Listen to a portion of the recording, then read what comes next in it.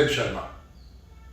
कल हमने बात की थी उत्तर प्रदेश उच्च न्यायालय की उस सलाह की जिसके बाद राजनीतिक गलियारों में ये चर्चा आम हो गई थी कि क्या यूपी में आने वाले चुनाव टाल दिए जाएंगे। आज हम किसी और विषय पर बात करने वाले हैं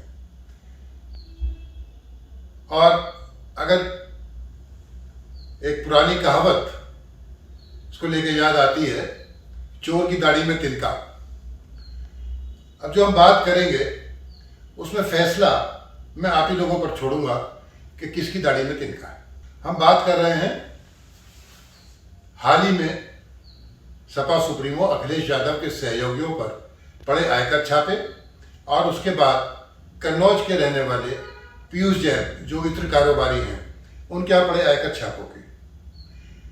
आज सारे चैनल्स पे अखबारों में आपने पढ़ा होगा और समझा होगा कि कितनी बड़ी राशि 150 करोड़ का आंकड़ा पहले आया जो अब बढ़कर 170 करोड़ हो गया है। इतने करेंसी नोटों की शक्ल में उसके यहाँ से बरामद की गई है। इसके लिए आयकर विभाग की टीम को नोट गिनने की मशीनें लानी पड़ी और जाने क्या क्या जतन करने पड़े इनको रिकॉर्ड करने के लिए, इनको गिनने के लिए और इनको संभालने के लिए। लेकिन हम जो चर्चा करने वाले हैं वो इससे कतई नहीं जुड़ी है कि आयकर विभाग ने कैसे उन नोटों को गिना या किया। अब इसको लेकर तरह तरह के सवाल हो रहे हैं। जो विपक्ष है उसका वही आरोप है कि चुनाव से पहले ये भयभीत करने की और दूसरों को, विपक्षियों को बदनाम करने की साजिश है।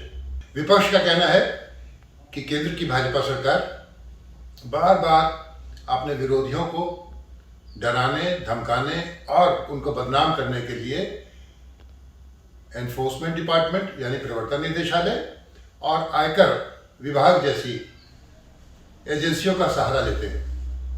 ये देखा भी गया है, चाहे वो पश्चिम बंगाल का चुनाव हो और तमिलनाडु का। तो आपको याद होगा कि एम स्टालिन के यहाँ जो छापा पड़ा था उसकी बड़ी निंदा की गई थी क्योंकि उसका समय ऐसा था।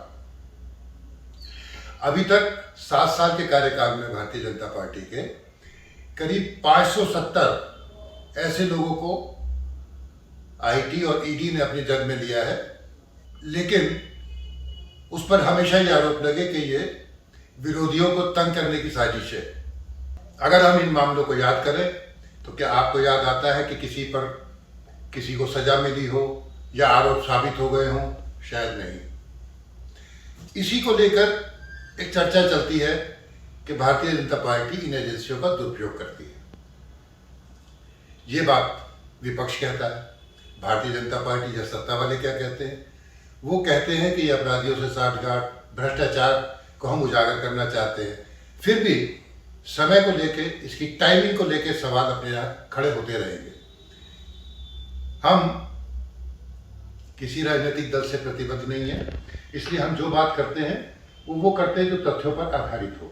फैसला मैं आपके पास छोड़ूंगा, आपके ऊपर छोड़ूंगा। सच कहना मेरी फितरत है, किसी को अच्छा लगे या बुरा। अब हम बात करते हैं जो पहले छापे की कार्रवाई हुई वो करीब 20-21 दिसंबर को हुई, जिसमें अखिलेश यादव के पर्सनल सेक्रेटरी रहे जितेंद्र यादव, मनोज यादव और राजीव राय के यहाँ छापे पड़े।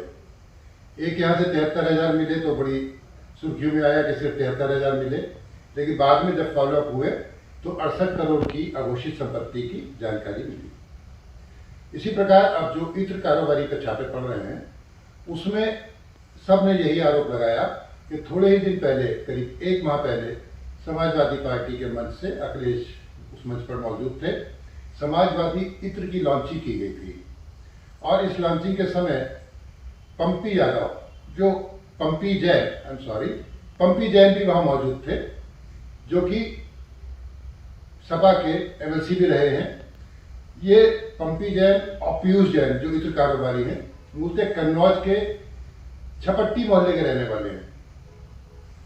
इनका कारोबार बहुत जगह फैला हुआ है और ये छापे की कार्रवाई कानपुर में चलती रही।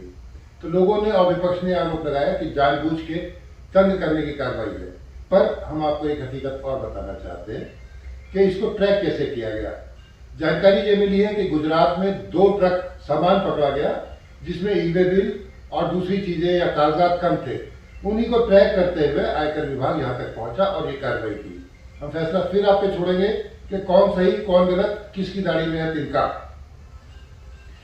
लेकिन एक बात बता देना बहुत जरूरी है, चाहे वो यूपीए की सरकार रही हो या एनडीए की सरकार रही हो, छापे पड़ने चाहिए, दोषियों को दंड मिलना चाहिए, पर सवाल हमेशा उठता है टाइमिंग को लेकर।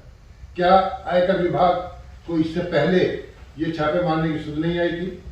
क्या ये इतने कारोबारी का इतना बड़ा कारोबार जहां से 170 करोड़ रुपए नगद मिल रहे हों, आयकर और दूसरे विभाग क्या सो रहे थे?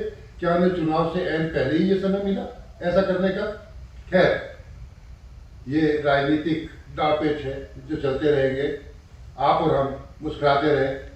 अगली बार हम फिर मिलेंगे। धन्यवाद।